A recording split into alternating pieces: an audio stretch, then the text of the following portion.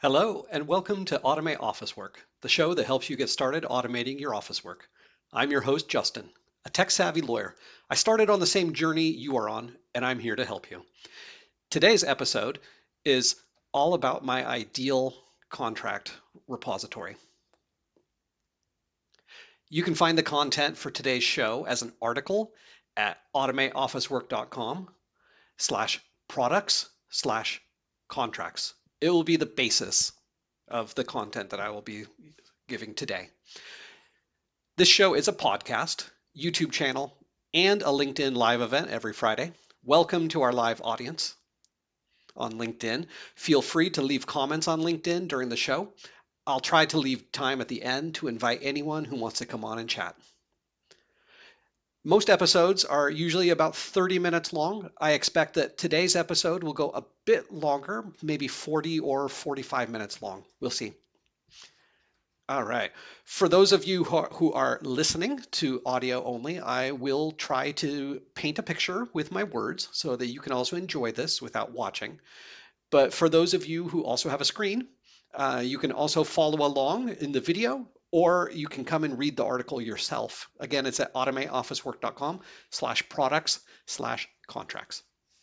Okay, so in last week's episode, I explained the different pieces of an ideal repository.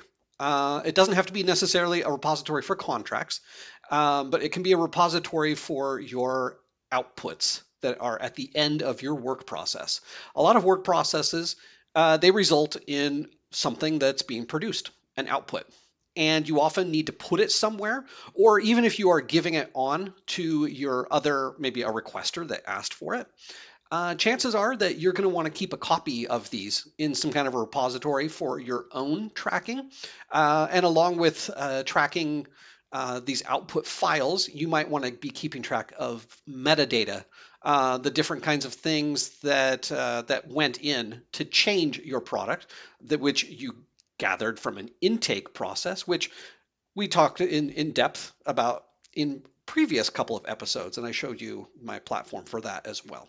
Okay, so we have it down that the repository for our outputs needs to be able to hold files, and it needs to also be able to hold metadata. And today I'm going to show you the solution that I was able to build. It's in both Outlook and in SharePoint. At the beginning of my article, it talks about working right where you work.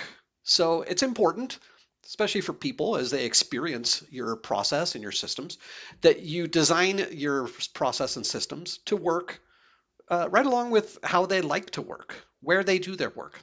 The contracts repository that I created is accessible in two places, in Outlook and SharePoint. Members of your department install a button in Outlook, which opens a side panel where they can do their work. People outside of your department, they work on SharePoint. Okay, so I'm going to move this over, my little article, and so you can then see Outlook itself. As I describe this, we'll go through it. Okay, this works in it works in all instances of Outlook. On your phone, there is, at the tops of your emails, there's this little icon for apps. You click on it and you find I've got a contracts app that I've installed in Outlook. When you click on this on your phone, it opens this side panel. On your phone, it takes up the entire screen. Inside the browser, it's just it's a side panel to the right of your email. And it does the same thing inside of the standalone app for Outlook as well. So I'm going to show it in the standalone app for Outlook, especially the older version of Outlook. It's kind of cool because instead of having to click on this all apps icon, I've got a button right there for my contracts templates, which I showed in a previous episode. And today we're going to be talking about this button right here, this contracts button. Okay, so let's see. With that out of the way, you see you can access this wherever Outlook is. No matter your environment, the same panel opens. The panel, okay, so I'm going to click on this, and it opens the side panel. It is getting content from my SharePoint. So all of the data is going to be on SharePoint itself. Okay, so this panel, the panel knows the Outlook context because we have an email that is open at the same time that we open this panel. It knows, first of all, the account of the person who is logged in. So maybe you give different access rights and different features to different people based on who they are and their role. It can also, I would say right up front, like this button is mainly meant for people in my department. I'm not going to expect people outside of my department to go and install an extra button in Outlook. I think that's a little too much to ask. But people in my department should be able to have this button and to be able to do work right here. If you're triggered to do something by an email, let them do it right inside of Outlook. Don't make them switch to a different application unless they want to. I guess you can give them that option, but put the work right where they do their work. Make it super easy. Okay. It is able to read the email that's open as well. It knows the subject, it knows the contents of the email, it knows all the files that are attached as well. So we can manage these files, and I'm going to show you later, we're going to upload them directly to a matter in SharePoint.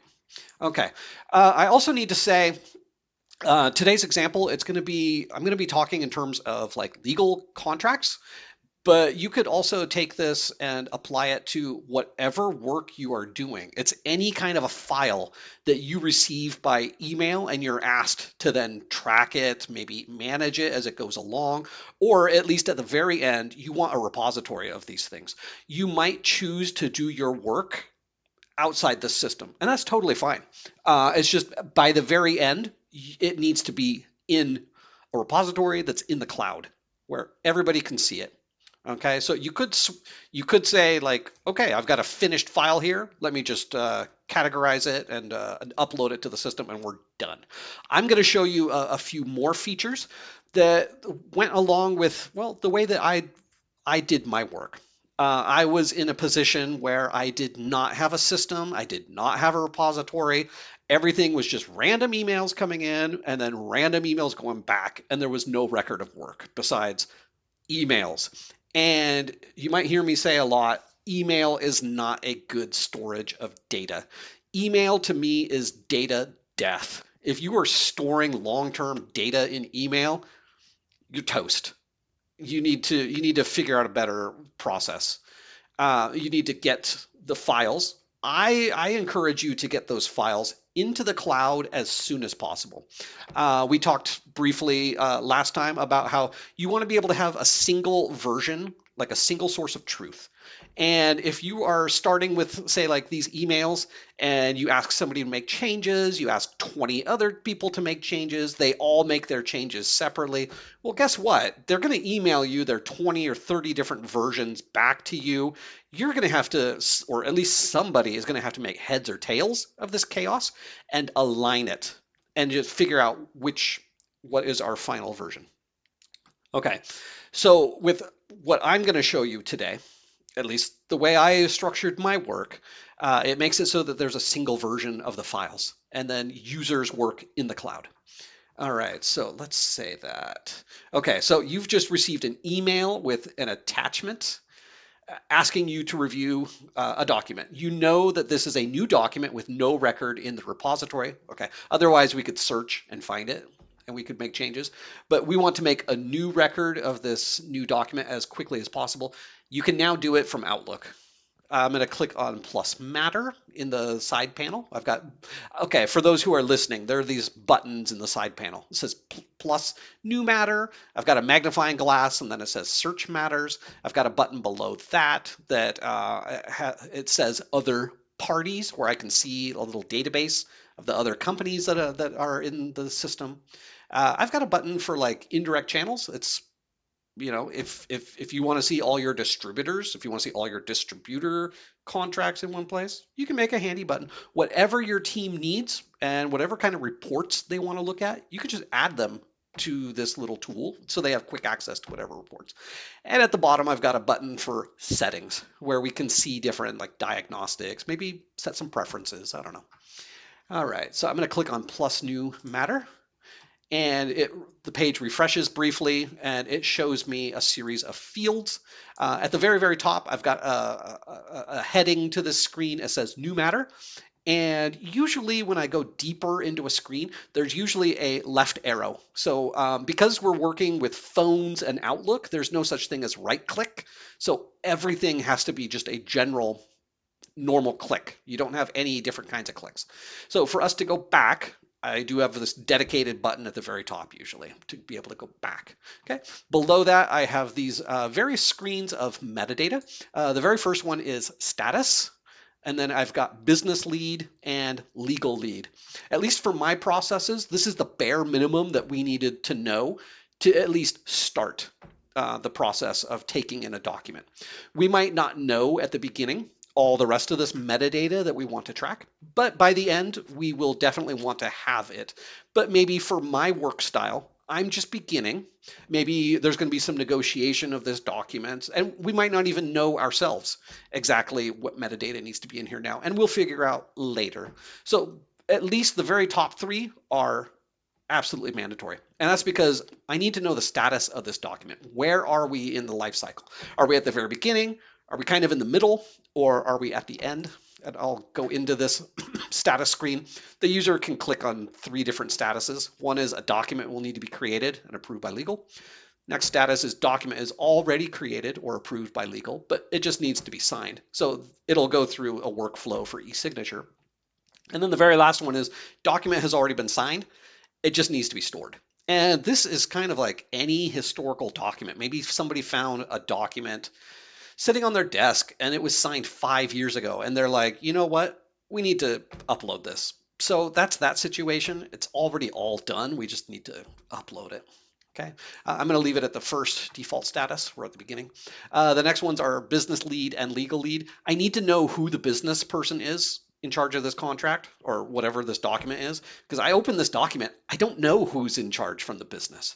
And also I need to be able to have contact with this person, as well as this is how we keep track of security and access, because some of my documents, believe it or not, they might have confidential data. I do not want every single person in the company to be able to open this document. But you know who does need to open this document? Whoever owns it in the business. Okay. I might give access to all of my legal people, and yeah, I can make an automation that runs daily or whatever and just keeps a list of everybody that's in my legal department. We might say, yeah, everybody in legal, you can open the documents. We trust you. But yeah, you need to indicate this business person, and then the legal person.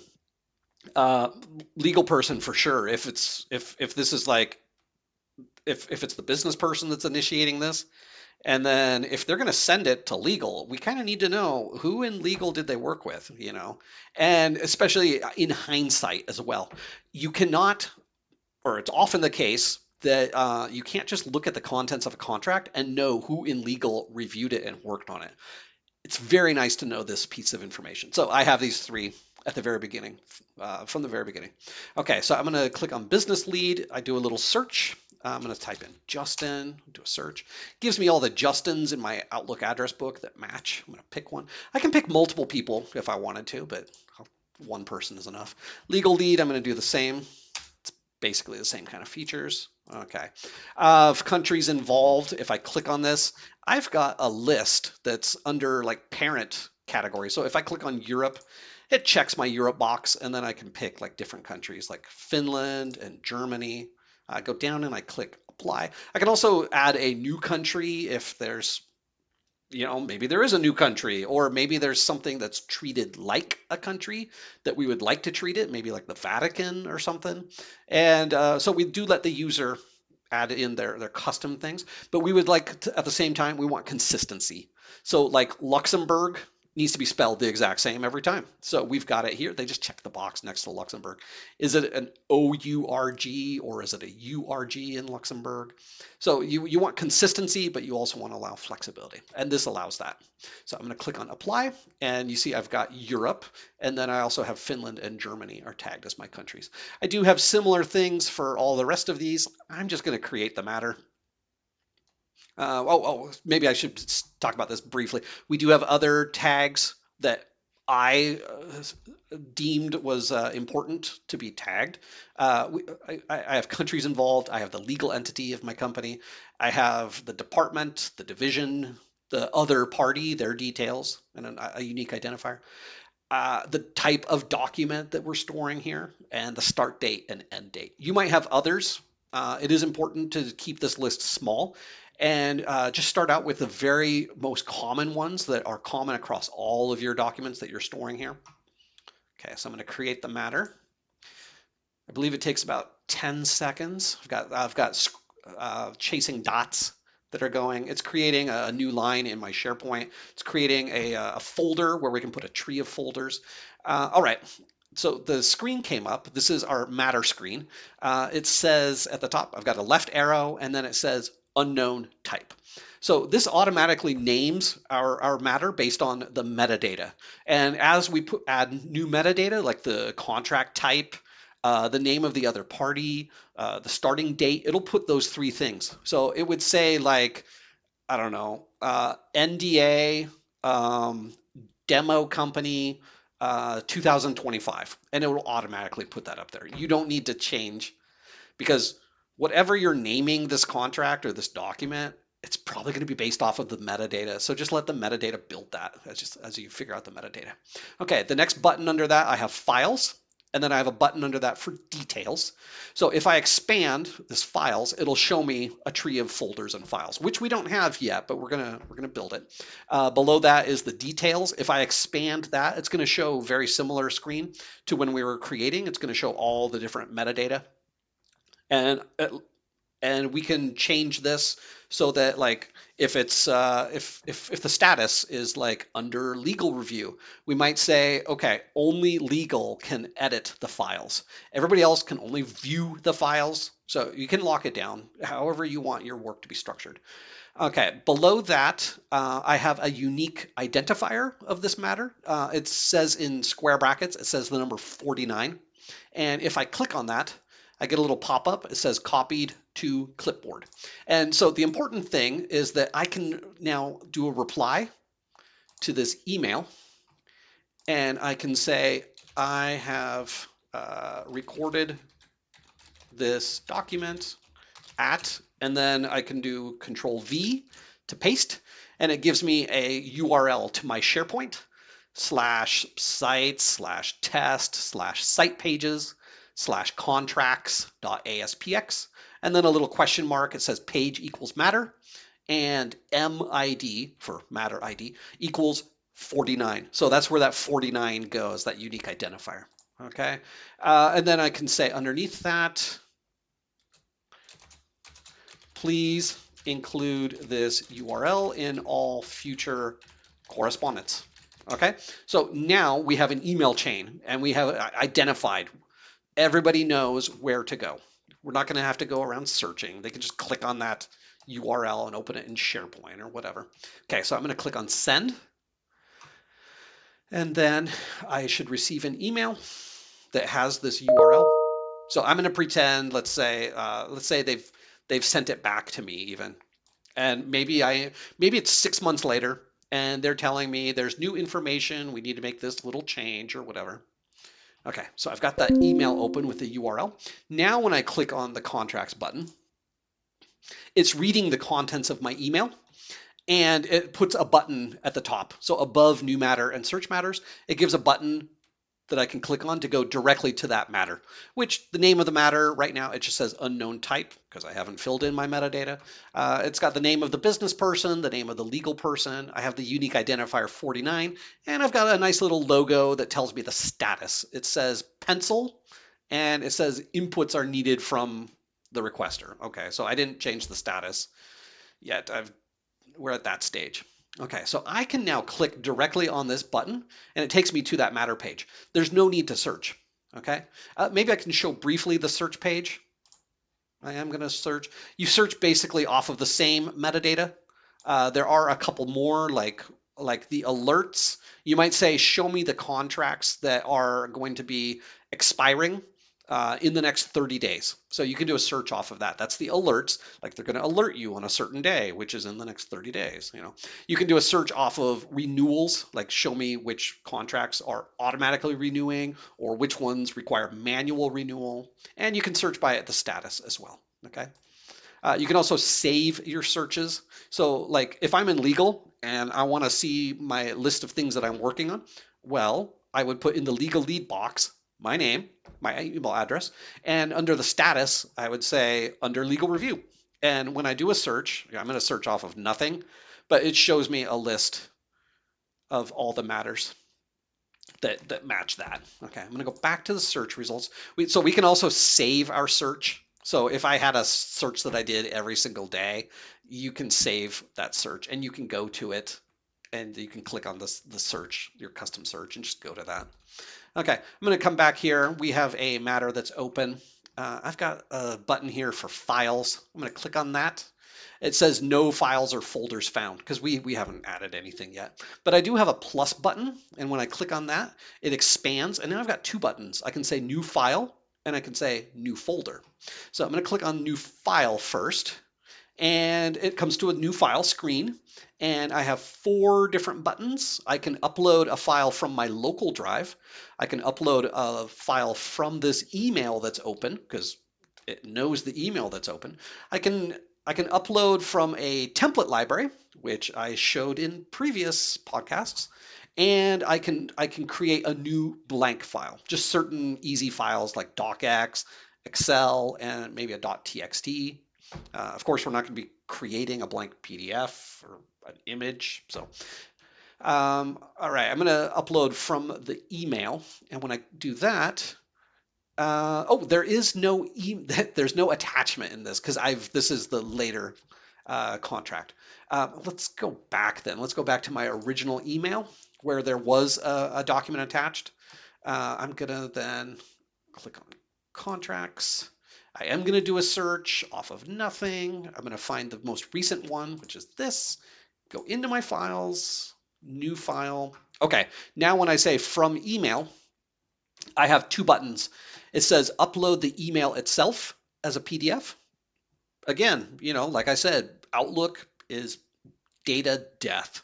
If you want other people to be able to see this email, maybe you want a paper trail, you need to get this email into your system as well. So this button does that really easily. I'm going to click on it and let that run. It takes about 10 seconds for the automation. We're using Power Automate to convert this email to a PDF. Okay, so I've got it refreshed and it shows the contents of my root folder here.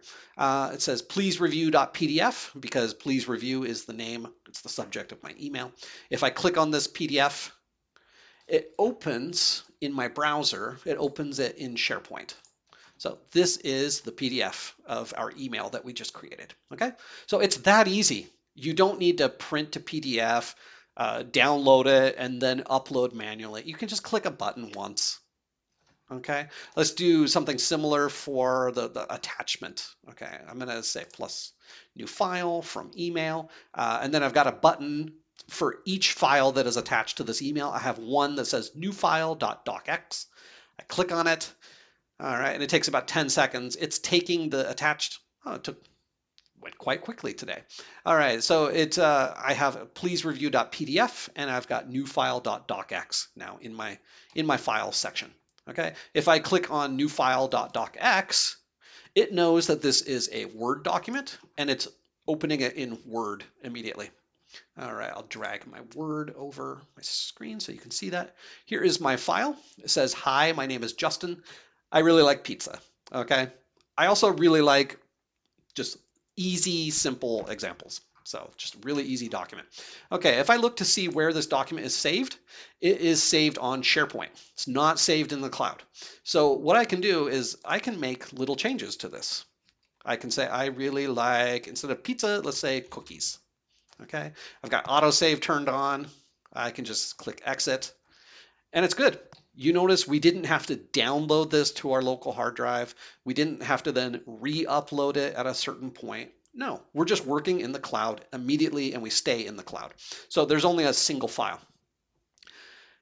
You might also notice that when I sent that person back a URL, I don't need to attach the files now anymore. I can just give them a URL and then they can go to SharePoint and they can see the files as they currently are. So there's only a single version of the files. Maybe I want them to make small changes. So I give them edit rights and they can edit, or they have read-only rights and they're able to follow along. As I make my changes, they can see the changes right there. They don't need to send chaser emails every week asking, where are we with this? They can see it themselves, okay? Much easier system than just the emails flying back and forth. All right, let's talk about these. I've got 3 dots next to each file, and that is because we don't have right-click possibility. So this kind of, you click on these 3 dots and it opens up a submenu of what you can do with this file. By default, it opens in Word, and that is the very first button on this file screen. It says open in Word. I've got another button that says open online, so that would open up Word in a browser. I've got a button to download this file. So if I really want to copy, download it to my local laptop, I can do that. Next button, I've got a thumbnail. Like let's say this is a really big PDF. I don't know, it's massive, like gigabytes. And let's say you're working on your phone and you do not want to download gigabytes of data on your phone because you're on mobile or whatever. But maybe you just want to see the very first page. And that's what this thumbnail does. It just shows a thumbnail of the first page. It's a feature in SharePoint, so I thought, let's put it in there. Let's mimic that. The next button is rename file. Then I've got move file, especially if you've got different folders, you can move the files from one folder to another. Okay, the next button is copy sharing link. Okay, so I talked about a little bit about security, how only certain people can open these files at all. Well, let's say let's say I've got a question for another department like tax. I want them to be able to open this document, but read only, and I want them to give me their opinion. Also, they need to be able to see the live document.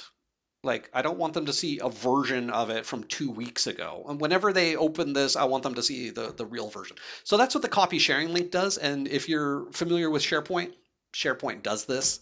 It creates a link. It's copied to my clipboard. I can then open this in a browser. Let's see. I've got a sharing link.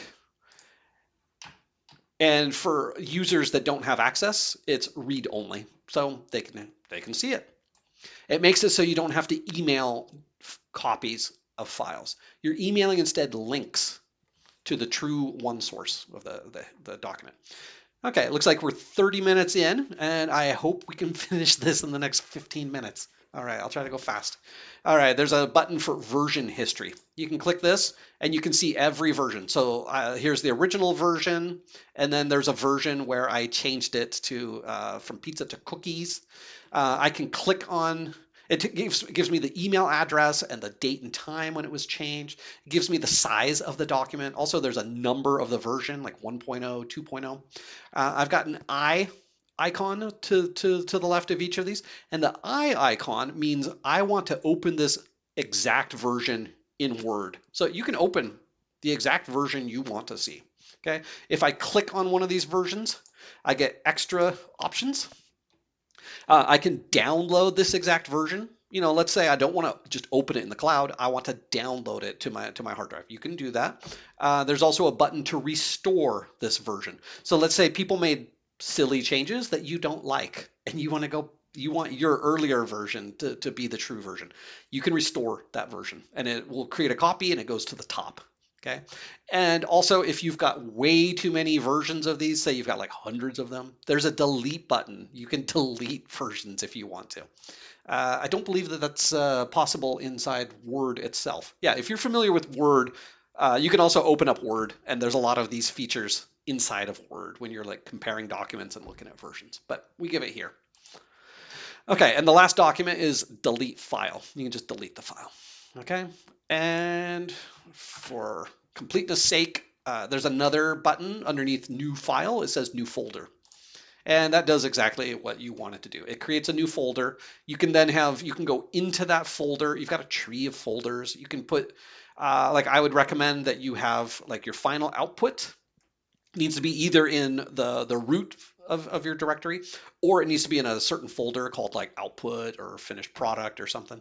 And then your other files, maybe like your email chain, maybe brochures, maybe notes and charts, you can put those in a tree of folders. You can put them in a folder called background. And then inside of background, you can have additional folders for notes and brochures and whatever stuff you want. You can organize it in there. Okay, so there's a whole file system right here. You don't have to switch over to SharePoint. You can just stay inside of Outlook. Okay, let's click on the details. All right, details, it looks very similar to searching and creating a matter because it's the same details. Well, by and large. Okay, I've got some extra things like we can create an alert. Like how many days before this expires should an alert go? By default, it's 30 days, but you can change that. You can change it, the number, you can change the units to like months. You also have there's a little box here for an alert message. Like, do you want a custom message to be going in that email that gets alerted to people? By default, the people that are alerted are the legal and the business person, but you also have a box for alerting additional people, and you can add more people there. Okay, let's see, alerts. You can change the renewal, at least for me, my documents get renewed, sometimes automatically, sometimes manually. And you need to put in like how many days. Like we need to do this 3 months before it expires. Or it automatically renews. Like we should be aware of that kind of stuff. There might be some different like renewal length, like this will automatically renew for another 2 years. There might be some conditions on that, like if a quota has been reached or something. It's like instead of looking through your document, looking for those, opening like a 30-page document and like looking around for this, maybe if it's really that important to you, extract it right now and just put it in this little box. And then your business people can also see it. Okay, I've got the termination is also a key thing. People always want to know, how can I terminate this contract early? And I don't want to have to go read 30 pages of a contract to be able to find that. It'd be nice if we just extract it right as soon as the document is signed because it's fresh, we know it in our head. Maybe it's a standard thing that we haven't changed, or maybe we've made slight changes. There could also be conditional things like if the quota has not been met, then you can terminate. These little things that the business is always looking for, make it really easy for them to find it. Okay, I got the status, when it was created, when it was modified. I've got an amendments button so I can go see any children documents that are associated with this one. And I've got a sharing link again. Just like we had a sharing link at the document level, this is a sharing link at the folder level. That's the matter level. If I was to give somebody this sharing link, it gives them the ability to open and view all the files in the matter, not just a single file. So we've got that ability as well. Okay, what else? Let me look through my script, I guess. Oh, we did talk. I only touched briefly about access, and I talked about how certain business people that are owners have access. Also, everybody in legal has access. I identified another level of people that need access, and this is like somebody that is, say, the president of the company for Germany. They should be able to open up any files that are tagged as Germany. So we do have that ability as well. And of course, you would have to then indicate who is the president of Germany. And as that person changes, you have to like go update that or whatever. But it's kind of a blanket access that you would give to, say, a president, a secretary, somebody who's a vice president of like a department or a division. They have the need to be able to open their documents that affect them. Okay. We should also talk about anybody can do a search. And I'm going to open this in SharePoint, I guess, to show this part. So I'm going to click on this URL that was generated to go to my SharePoint. This is going to open. It's asking me to log in. I'm going to take that URL instead, and I'm going to put it into Chrome because I like working with Chrome. I have recorded this. Here's the URL. Okay, let's bring over a Chrome tab. Okay, I'm going to go to it. So this is the URL that you provide to the business. They are not coming to this through Outlook. They're going to it through a SharePoint page. Okay, and I have the same interface, well, except that there's a header at the top that says where we are and who's logged in. Okay, so they can click on the files if they have access, because usually by default, people don't have access to these files. So when they click on this files button, it doesn't even expand. Okay. But they can now open this, like everything that I did in Outlook, it's the same behavior. Like I click on the docx file, it opens it in Word. You can see I really like cookies because I changed it from pizza. So the business can see it. If you give them edit access at a certain stage, they can edit the files right there. Everybody is working on the same files. Okay, what did I want to say here? Oh, yeah, yeah. Okay, so let's also go back and they can do a search. So this is so powerful to give your business the ability to search for the documents that are in your repository.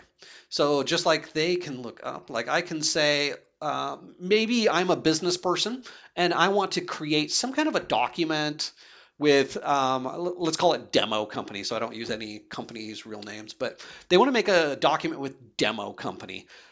But a lot of times, at least in my past work, a lot of times there was a question, don't we already have this document with this exact company? Maybe they're asking, I need a global contract for this, huge company that everybody knows and we always work with. And we're always like, well, shouldn't we already have that? And we didn't have a repository, or at least we didn't have a functioning repository. And so by using my system, my approach that I'm showing here, it gives access to the business people that they can just go do a search themselves. Also, in legal, this would have been really, really useful for me to be able to just put in the name of a company and find all of the contracts. This is only giving access to metadata, I need to stress, because the contents of the documents might have confidential data in them. But I took the position, or my organization, the position was that we were okay with this balance. It's okay for people to see metadata. It's okay for them to know that a contract exists. It's owned by this person. It was worked on by this person in legal, and this is the status of it. So they can do a search for, let's say, other party. I'm going to do a search for demo. Do a search, and I find it at my plus. I go back. All right. If I do a search just for demo company, search matters, it should show me a couple of hits. All right, I do have a couple of hits.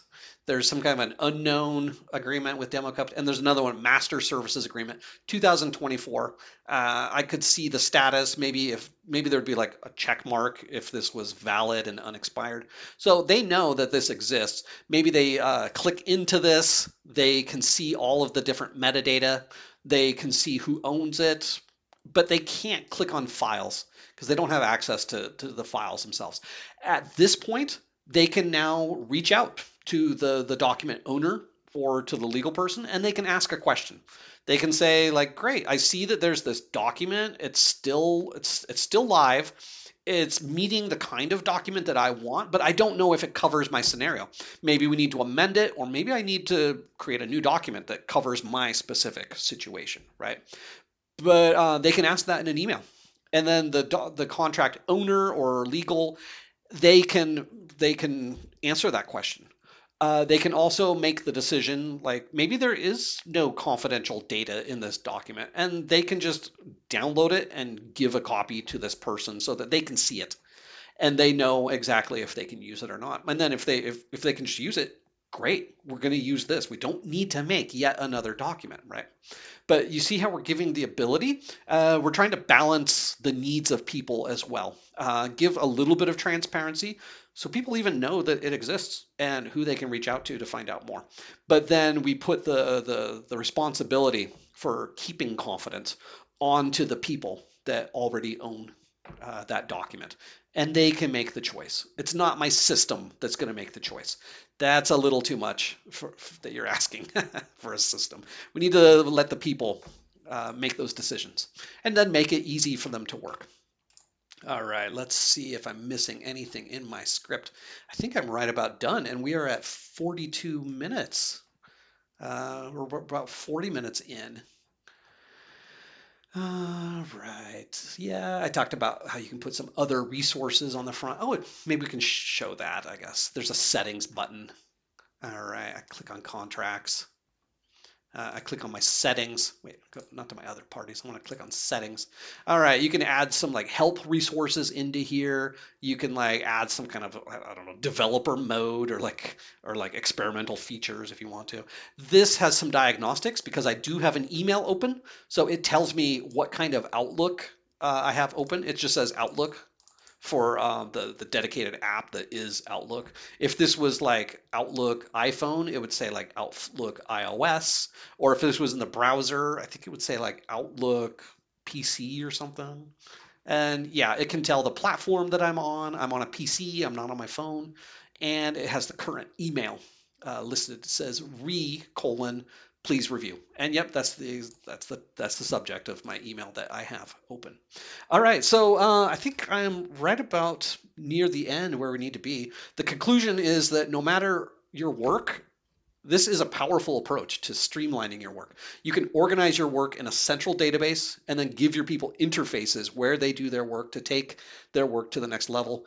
Please feel free to connect with me and I can help you build whatever type of system you need. This is what I do for my work. I did work as a lawyer for 10 years, solving the issues that corporate lawyers have to deal with, a lack of good systems and processes. But these ideas, they apply to everybody. Every department is just struggling with this, and it doesn't even have to be a contract. You might think of your own processes. Maybe you're dealing, I don't know, intaking complaints or different requests for the generation of, I don't know, anything, a license, a certificate, and it needs to be put into here. Well, at the very least, you can just change the behavior of one person. You might say, like, I just want a thing for make my job easier. I don't need to change my whole company. We don't have a record of being able to change every single person's behavior. But I can make a little tool that just makes my job easier and makes me able to work much faster. Okay. So that is an approach that you could make to this. I would also suggest that there are better ways than this to be able to get information in, and that's things like the intake platform. Instead of me taking a random document and then me extracting the different data points and putting it into here, you might put that on your user and you ask them to go to your intake platform instead. You might say, hey, if you want me to review a document, go to the SharePoint page and we're going to make a record of your request. We're going to ask you to upload the document. And then here's all the metadata that I need to know from you in order to do the work further. Let's avoid having a 2-week conversation going back and forth. Okay, so that's kind of a step back before this kind of a system. But you could also imagine that, let's say somebody does send stuff in your intake system. Your intake system could automatically fill in your template with that metadata. So the user doesn't even have to fill in the Word document themselves even. Like, that's fancy, right? So you could have it so that the intake system puts everything into your repository. Then the email that you receive from this person, it's not just a random email, but it's an email from the system alerting you that this person has submitted a document for you to review. Here is the URL, and it would include this unique URL already. So then when I click on contracts, it already has the button. So I don't even have to create this matter. It's just right there. And it's already uploaded. All the metadata is tracked. Maybe I just have to do some little things. You might also realize that, hey, at this point, I have no work to even do. I put the responsibility, I made a process and a really nice system for other people. They don't even have to send me an email. The only time they would have to maybe get me involved now, because we put barriers in place, we put the training wheels, I'm allowing them to work with the documents in exactly the way that I want to. I'm able to monitor things as well. Like, if something does go wrong, It's all documented. It's on a system. And we might decide, though, that at this point, I don't need to review this document anymore. I don't need to receive this email because there's nothing for me to do. We might only get me involved if I'm needed in the future. So maybe in negotiations, the person says, "Oh, we need this change. Can we do it?" And then at that point, they would send me an email like this. I would open the document. I could make the changes right there for them, even. But yeah, there's so many different ways that you can organize your work, guys. This is just one example. All right. Not everything is a contract. I realize not everybody is in legal either, but think about your own work. Think about your processes. We have the tools to make our work so much better. Okay. I'm here for you guys. Let's see if I have any comments. Okay, let's see. Some notifications on LinkedIn. Nope, no comments. Got some messages. Let's see if anybody. No, nothing to do with this podcast. All right, so I think we're near the end. I already gave my conclusion. I guess just my spiel about me. My name is Justin. I'm an ex-corporate lawyer. I went on the journey to automate all my work, and I'm here to help you. If you need anything, you can find me at automateofficework.com. I offer a range of services. We can just chat if you want. I can point you in the right direction. I can provide solutions like the one I showed you today. We can make something that's custom and matches your work exactly as you want to be working. I'm also available for education. I can come speak with your group. I can do workshops. Yeah, technology isn't always the only solution. We also need to educate our people and get the people to come along with us. And yeah, it's a great journey. I welcome you guys on this journey. I hope you're enjoying it. You can go to my website, and I've got lots of great resources. Sign up for my newsletter so you can get alerts. Because, yes, I post stuff on LinkedIn, but the LinkedIn algorithm doesn't show people necessarily what they want to see. It's, there's a ton of stuff on LinkedIn, so you're not going to always see everything. But you will if you want my weekly email. I've got many podcasts episodes coming up. Enjoy them. I've got lots of free resources I've created. If your team is looking to buy legal technology, you should look at my website, legaltechready.com, so you can see all of the issues that you need to be aware of and take care of, because it's a big undertaking to go on this journey and ensure success.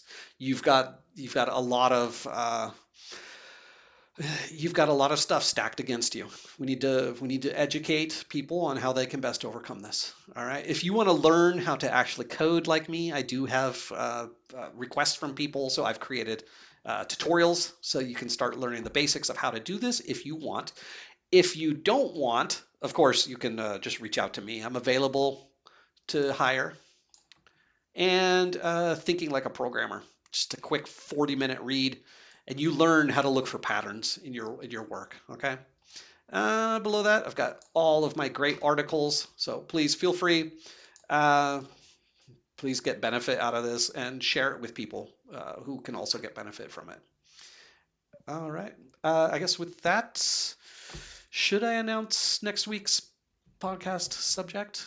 Nah, I'll leave it a mystery for you guys, or you can find it on LinkedIn, or you can come to Automate Office Work, and you can see the upcoming events. You can click on the LinkedIn icon, and it takes you to the LinkedIn event, and you can sign up. You can be a live audience member later. I also have a guest that is coming on in a couple of weeks. We're going to have a great lively conversation about the future of work and where we see it going. If you would like to be a guest on a future show, please reach out to me. I am looking for people, both people who are experts, who have gone down this journey and have automated something. Come on and let's talk about it. Also, if you're just starting on this journey and you don't know where to start, I'm totally open to just having a conversation and helping you, while also giving other people the benefit of listening to us, of listening in. All right, so with that, yeah, we're a little longer than most weeks. But with that, I wish you happy automating, and I'll see you next time. Bye.